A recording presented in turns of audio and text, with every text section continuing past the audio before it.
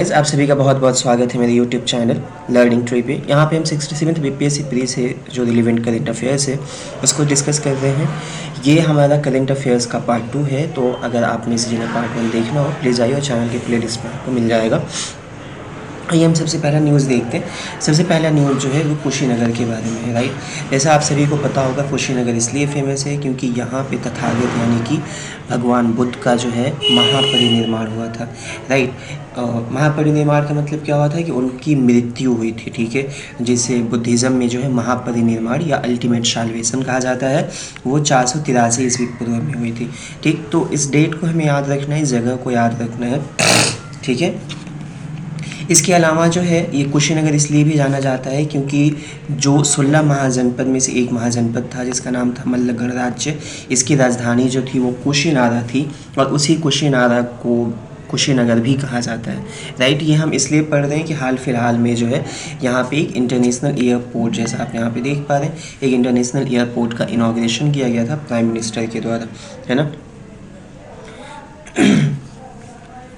Next है हमारे लिए मौसमाई गुफा, मौसमाई केव, राइट। ये मौसमाई केव कहाँ लोकेटेड है, ये हमारे भी महत्वपूर्ण न्यूज़ है। तो मौसमाई केव जो है वो मेघालय में लोकेटेड है, राइट। मेघालय राज्य में ये लोकेटेड है और वे चेरापूंजी के नज़दीक में स्थित है ना। तो इस चीज़ को ध्यान रखना है कि वे चेरापूंजी के नज़दीक में स्थित है। ये इसलिए हम यहाँ इसे पढ़ रहे हैं क्योंकि जियोरोसिस माइसमाइनेसिस एक जो है सूक्ष्म स्नेल की प्रजाति यानी घोंघा की प्रजाति है, वो हाल फिलहाल में यहाँ पे खोजी गई है। तो ये प्रजाति हमारे लिए महत्वपूर्ण नहीं है ये, लेकिन हमारे लिए केव महत्वपूर्ण हो जाता है कि मौसमाई केव कहाँ सिचुएटेड है। तो आप केव के लोकेशन को ध्यान रखेंगे।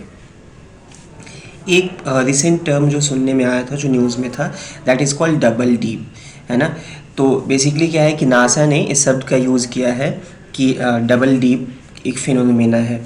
तो ये डबल डीप किस चीज़ से संबंधित है, तो डबल डीप बेसिकली जो है वो आपको लगातार 2 बार ला नीनो आया है उससे संबंधित है। तो आप में से जिन लोगों ने ज्योग्राफी पढ़ा होगा उन्हें पता है कि एल नीनो, ला नीनो और सदर्न ओशिलेशन क्या होता है। बेसिकली क्या है कि जो पैसिफिक यानी प्रशांत महासागर है उसके तापमान में क्या होता है कि कभी बढ़ोतरी दर्ज की जाती है, नॉर्मल से जब वो बढ़ता है तो वो एल नीनो हो जाता है, और जब तापमान घट जाता है यानी कि ओशन सरफेस का जो टेम्परेचर ड्रॉप होता है तो उसे ला नीनो कहा जाता है। तो जो ला नीनो का मतलब 2 बार रीअकरेंस हुआ है सक्सेसिवली, इसकी वजह से इसे डबल डीप कहा जाता है ना। ये शब्द का यूज नासा ने किया था जी। तो हमारा नेक्स्ट टॉपिक है वो है एडेप्टेशन गैप रिपोर्ट, अनुकूलन अंतराल रिपोर्ट जो है वो कौन पब्लिश करता है। तो जैसा आप देख पा रहे हैं, अनुकूलन अंतराल रिपोर्ट जो है वो यूनाइटेड नेशन एनवायरनमेंट प्रोग्राम, जिसका हिंदी होता है संयुक्त राष्ट्र पर्यावरण कार्यक्रम, ये पब्लिश करता है। संयुक्त राष्ट्र पर्यावरण कार्यक्रम की स्थापना जो है वे 5 जून 1972 को हुई थी। इसका हेडक्वार्टर नैरोबी केन्या में सिचुएटेड है, राइट। इसके अलावा जो है ये संस्था कुछ और भी रिपोर्ट पब्लिश करती है, ठीक है ना, जैसे कि एमिशन गैप रिपोर्ट हो गया, ठीक ना।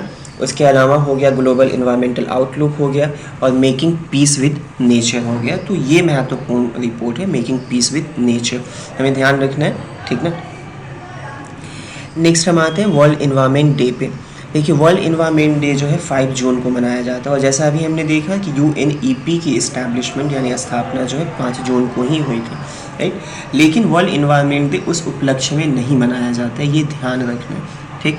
वर्ल्ड इन्वायरमेंट डे इसलिए मनाया जाता है कि 5 जून 1972 को जो है स्टॉकहोम में एक कॉन्फ्रेंस हुई थी, ठीक है, जिसे Stockholm conference on human environment यानी मानव पर्यावरण पर स्टॉकहोम सम्मेलन जिसे कहते हैं वो हुई थी। उसकी वजह से उसके उपलक्ष्य में जो है हम वर्ल्ड इन्वायरमेंट डे मनाते हैं, राइट। तो इस बार का जो मेज़बान देश है वो पाकिस्तान है, इसे हमें ध्यान रखना है। 2019 में हम लोग थे, ठीक ना, और अभी जो है पाकिस्तान है 2021 के लिए, और 2021 में जो थीम है वो है इकोसिस्टम रीस्टोरेशन। इंग्लिश भी यही है, हिंदी में यही है, तो आप इसको वैसे ही याद रख लीजिए इकोसिस्टम रीस्टोरेशन का। 2020 में ये जो था कोलंबिया इसका मेज़बान देश था, ठीक। नेक्स्ट जो है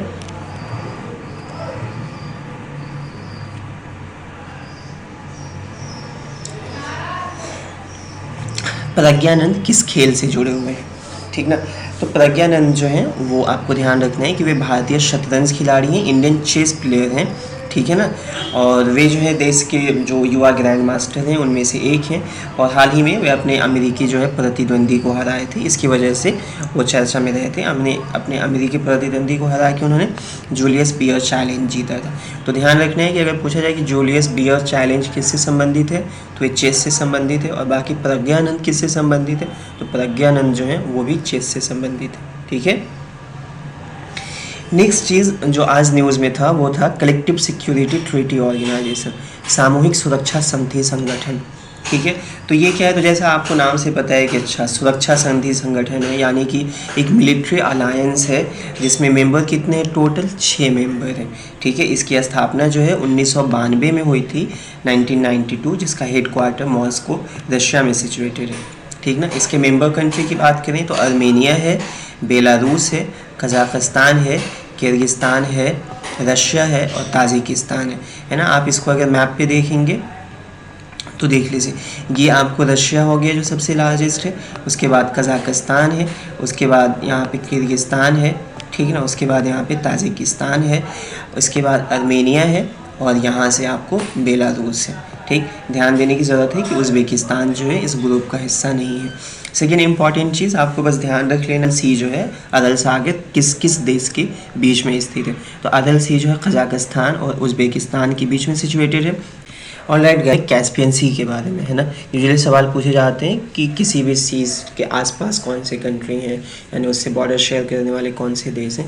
तो इसको ध्यान रखना है कि कैस्पियन सी जो है एक इनलैंड सी है। इनलैंड सी मतलब क्या हुआ कि इसका किसी भी बड़े ओशनिक बॉडीज़ के साथ जो है कोई संबंध नहीं है ना, ये चारों तरफ से ज़मीन से घिरी हुई ही सागर है, ठीक। तो इसके आसपास के जो देशों की बात करें तो सबसे पहले आपको याद रखना है कि ईरान है, तुर्कमेनिस्तान है, कजाकिस्तान है, रशिया है, इसके अलावा अज़रबैजान है ना। तो कितने देश होते हैं, ईरान है, तुर्कमेनिस्तान है, कजाकिस्तान है, रशिया है और अज़रबैजान है, ठीक। 5 कंट्री टोटल है, तो हमें इसके बारे में ध्यान रखना है, ठीक है ना।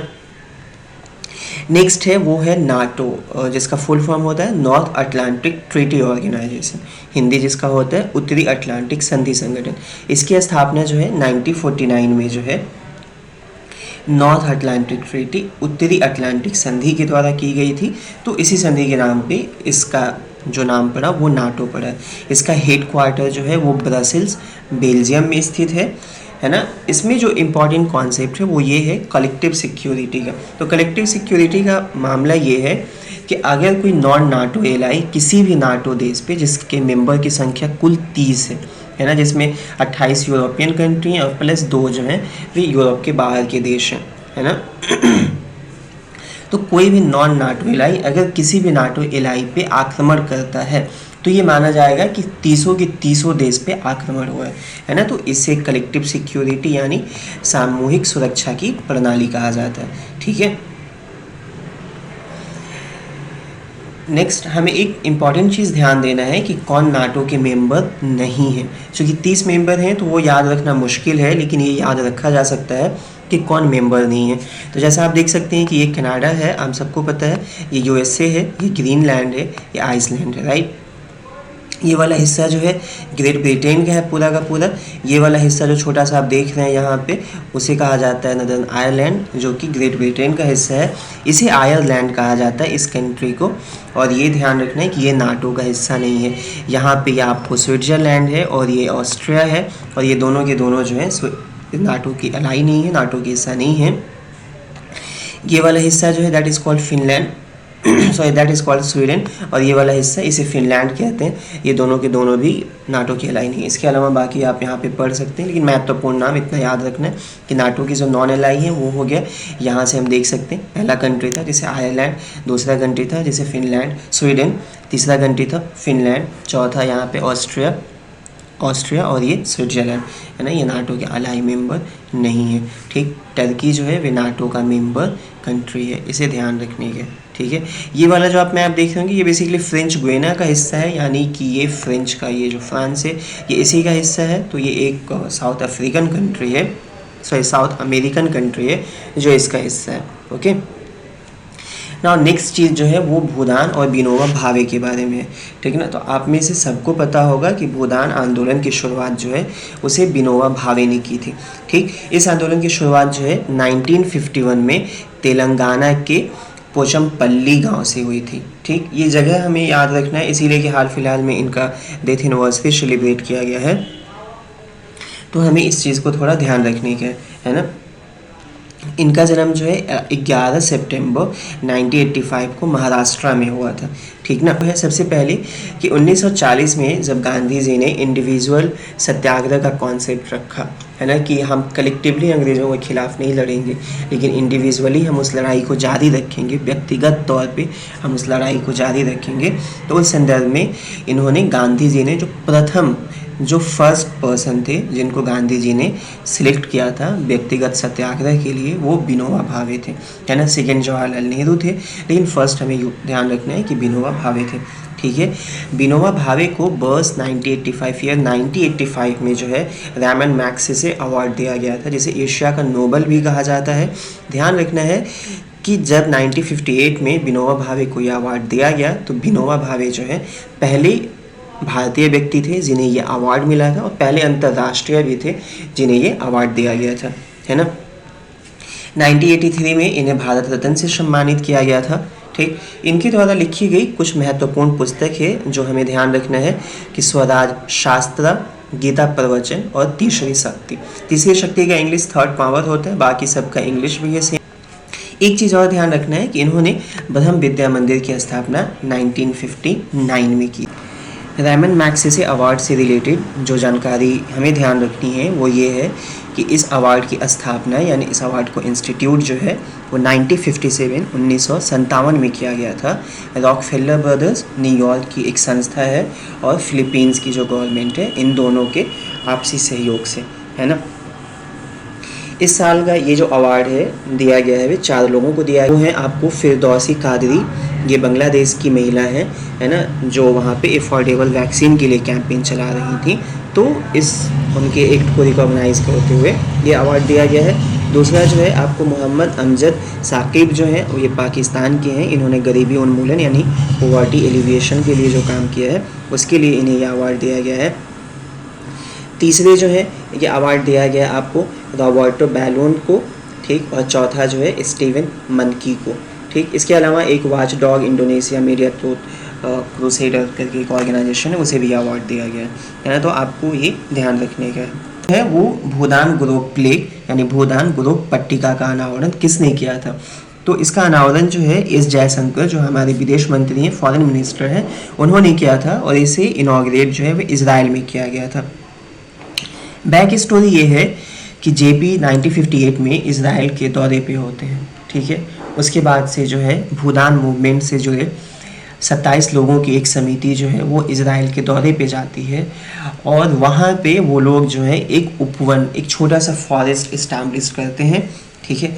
तो उसी हिस्टोरिकल चीज़ को अंडरलाइन करते हुए जो है यहाँ पे हमारे फॉरेन मिनिस्टर ने जो है एक प्लेग का इनॉग्रेशन किया, ठीक। एलियम निगियनम किस राज्य में या किस केंद्र शासित प्रदेश में खोजा गया है, ठीक है ना। तो आपको ध्यान रखना है कि ये उत्तराखंड के चमोली ज़िले में खोजा गया है, ठीक।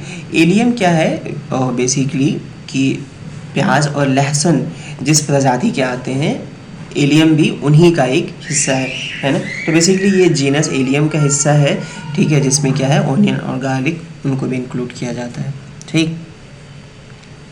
नेक्स्ट, नेचीफू सुरंग किस राज्य में स्थित है ना। Nechiphu tunnel is located in which state, ठीक। बस एक लाइन की जानकारी है कि ये अरुणाचल प्रदेश में स्थित है, जिसको कंस्ट्रक्ट कौन कर रहा है? बॉर्डर रोड ऑर्गेनाइजेशन कंस्ट्रक्ट कर रहा है। बॉर्डर रोड ऑर्गेनाइजेशन की स्थापना जो है 1960 में की गई थी। इसके एग्जीक्यूटिव हेड यानी कार्यकारी प्रमुख जो हैं वो राजीव चौधरी हैं, है ना। ये किस मंत्रालय के अंतर्गत आता है? तो ये मिनिस्ट्री ऑफ डिफेंस यानी रक्षा मंत्रालय के अंतर्गत काम कर। अगला है आयुष वन की स्थापना किस राज्य में हुई थी? तो ध्यान रखना, आयुष वन की स्थापना जो है वो आपको गुजरात में हुई थी, है ना। गुजरात का जो शहर है गांधीधाम, वहाँ पे इसकी स्थापना हुई है है ना। तो ये इसलिए न्यूज़ में था कि हमारे जो minister of environment forest and climate change यानी केंद्रीय पर्यावरण मंत्री सर्बानंद सोनोवाल जो हैं उन्होंने अभी अभी इस वन को इनॉग्रेट किया है ना, इसका उद्घाटन किया है। ठीक है, बाकी एक छोटी जानकारी कि आयुष का फुल फॉर्म क्या होता है। तो ए से आयुर्वेदा, वाई से योगा एंड नेचुरोपैथी, है ना, यू से यूनानी, एस से सिद्धा और एच से होम्योपैथी। ठीक, ये हमारा आयुष का फुल फॉर्म होता है। नेक्स्ट जो है वो प्लेसेज इन न्यूज़ है। तो प्लेसेज इन न्यूज़ में जो पहला टॉपिक है वो है माउंट मणिपुर, है ना। तो माउंट मणिपुर जो है वो अंडमान एंड निकोबार में सिचुएटेड है। ठीक है, जैसा अगर ये पूछा जाता है कि माउंट मणिपुर कहाँ पे लोकेटेड है ना, आपको ध्यान रखना है कि mount Manipur Andaman Nicobar group of island में लोकेटेड है। ठीक, Andaman and Nicobar group of island जो है वो एक क्या है, सबमर्ज्ड माउंटेन, ठीक, यानी जलमग्न पर्वत का हिस्सा है ना। इसकी जो सबसे हाईएस्ट पिक है वो है सैडल पिक, जिसकी ऊंचाई कितनी है, 738 मीटर की है। ठीक है, इसे भारत का unsinkable aircraft carrier of the east यानी पूर्व में कभी न डूबने वाला विमानवाहक पोत के नाम से भी जाना जाता है। ठीक है ना, भारत का एकमात्र एक्टिव वोल्केनो जो है, एकमात्र जीवंत ज्वालामुखी जिसका नाम है बैरन आइलैंड, वो इसी ग्रुप ऑफ आइलैंड का हिस्सा है, यानी इसी जो द्वीप समूह का हिस्सा है ना। अब मैप से रिलेटेड कुछ जानकारी हम देख लेते हैं। एक इम्पॉर्टेंट चीज़ है वो जिसे कहते हैं 10 डिग्री चैनल। तो आपको ध्यान देना है कि 10 डिग्री चैनल जो है वो ये अंडमान द्वीप समूह, अंडमान ग्रुप ऑफ आइलैंड को निकोबार द्वीप समूह, निकोबार ग्रुप ऑफ आइलैंड से अलग करता है ना। ये जो है हमें बैरन आइलैंड है। ठीक, ये देखिए नारकोंडम आइलैंड, ये भी एक वल्केनिक आइलैंड है, लेकिन ये एक्सटिंक्ट वल्केनो यानी इसमें कोई उद्गार नहीं होता है ना। और ये जो है ये एक्टिव वल्केनो है। ठीक, छोटी सी और जानकारी है कि आप देख लीजिए, रॉश आइलैंड को नेताजी सुभाष चंद्र बोस आइलैंड के नाम से अब जाना जाता है, हेवलॉक आइलैंड को स्वराज द्वीप कहा जाता है और नील आइलैंड को जो है शहीद द्वीप के नाम से जाना जाता है। ठीक, इंडिया का दूसरा जो यहाँ पे आप देख सकते हैं माउंट हैरियट, है ना, जिसका नाम अब बदल के जो है हम माउंट मणिपुर हमने कर दिया है। क्यों किया गया है ऐसा, तो बैकग्राउंड स्टोरी कुछ ऐसी है कि मणिपुर में क्या होता है कि वहाँ के जो किंग होते हैं, है ना, चंद्रकीर्ति सिंह, इन्होंने 1986 में अपने बड़े बेटे सूर्यचंद्र को जो है गद्दी सौंप दी। ठीक, लेकिन जब सूर्यचंद्र को गद्दी सौंपी जाती है तो मणिपुर में एक सिविल वॉर टाइप का मामला हो जाता है ना। और इनके छोटे भाई कुलचंद्र और टिकेंजित जो है ये दोनों इनके खिलाफ में विद्रोह कर देते हैं और 1890 ईस्वी में तख्ता पलट हो जाता है और सूर्यचंद्र को ये लोग बाहर कर देते हैं और कुलचंद्र जो है मणिपुर के महाराज बन जाते हैं। तो इसके वजह से क्या होता है कि सूर्यचंद्र जो है वे अंग्रेज़ों से मदद लेने के लिए जाते हैं और उस वक्त जो असम का जो आयुक्त थे, मुख्य आयुक्त थे, जिनका नाम था जेम्स क्विंटन, वो जो है मणिपुर पे आक्रमण कर देते हैं। तो इसकी वजह से क्या होता है कि एंग्लो मैसूर वार शुरू होता है, एंग्लो मणिपुर वार शुरू होता है, जो कि 1891 में शुरू होता है ना। पहले में तो क्या होता है कि फर्स्ट फेज़ में कि जेम्स क्विंटन और बाकी अंग्रेज़ लोगों को मणिपुर में जो है पब्लिकली एग्जीक्यूट कर दिया जाता है, यानी सामूहिक उनको मतलब सबके सामने फांसी लगा दी जाती है। लेकिन सेकेंड जब रीइंफोर्समेंट आता है तो मणिपुर और ये जो राजा हैं कुलचंद्र जो है ये हार जाते हैं और इन लोगों को जो है अंडमान निकोबार आइलैंड में भेज दिया जाता है। ठीक ना, तो ये लोग जो है महाराजा, जैसे आप देख सकते हैं कि महाराजा कुलचंद्र सिंह और उनके अन्य साथियों को जो है यहाँ पे कैद करने के लिए भेज दिया जाता है। तो इन्हीं पूरे हिस्टोरिकल कॉन्टेक्स्ट में जो है अभी अभी हम जो हमारे होम मिनिस्टर हैं अमित शाह, उन्होंने माउंट हैरियट का नाम बदल के माउंट मणिपुर कर दिया है। एक चीज़ ध्यान रखना है ना, कि खोकजोम दिवस है ना, खोकजोम डे जो है मणिपुर में सेलिब्रेट किया जाता है। ये जो फर्स्ट एंग्लो मणिपुर वार था इसी से रिलेटेड ये भी जानकारी है ना। अब दूसरी आइलैंड के बारे में हम बात कर लेते हैं। इंडिया का जो सेकेंड आइलैंड है जिसे हम लोग लक्षद्वीप आइलैंड कहा जाता है। ठीक ना, लक्षद्वीप आइलैंड के बारे में जानकारी ध्यान देने वाली बात ये है कि ये जो है कोरल परवाल भित्ति, जिसे कोरल रीफ कहा जाता है। तो ये कोरल आइलैंड है, ठीक है ना। हमने देखा कि अंडमान निकोबार सबमर्ज्ड माउंटेन है, लेकिन ये कोरल रीफ से बना हुआ आइलैंड है। इसका एरिया जो है बहुत कम है, मात्र 32 स्क्वायर किलोमीटर है ना। शुरू में इसको जो है आपको लक्षद्वीप, मिनिकॉय और आमिन के नाम से जाना जाता था, है ना। लक्षद्वीप, मिनिकॉय और आमिन के नाम से जाना जाता था, जिसको 1973 में इसका नाम चेंज करके जो है वो लक्षद्वीप कर दिया गया, है ना। यहाँ पे एक चीज़ आप करेक्ट कर लेंगे गाइस, यहाँ पे मैंने 10 डिग्री चैनल टाइप कर दिया है। यहाँ 10 डिग्री चैनल नहीं होना है, यहाँ पे बेसिकली 8 डिग्री चैनल होना है ना। कि आपको ध्यान रखना है कि 8 डिग्री चैनल जो है वो मिनिकॉय आइलैंड को मालदीव से अलग करता है ना। मालदीव एक दूसरा देश है, मिनिकॉय और लक्षद्वीप ये सब इंडिया की हिस्सा है ना। तो मिनिकॉय को मालदीव से, या कहें कि इंडियन आइलैंड लक्षद्वीप को मालदीव से अलग करने वाला चैनल जो है वो 8 डिग्री है, जबकि लक्षद्वीप को मिनिकॉय से अलग करने वाला जो चैनल है वो 9 डिग्री चैनल है। और ये जो 10 डिग्री हमने लिख रखा है ये गलत है ना, तो आप इसको प्लीज़ चेंज कर लीजिएगा। यहाँ का जो एडमिनिस्ट्रेटिव कैपिटल है इस लक्षद्वीप ग्रुप ऑफ आइलैंड का, वो है कावाराती। आज के न्यूज़ में बस इतना ही था, और अगर आपको अच्छा लगता है तो प्लीज़ डू लाइक, शेयर और सब्सक्राइब। Thank you.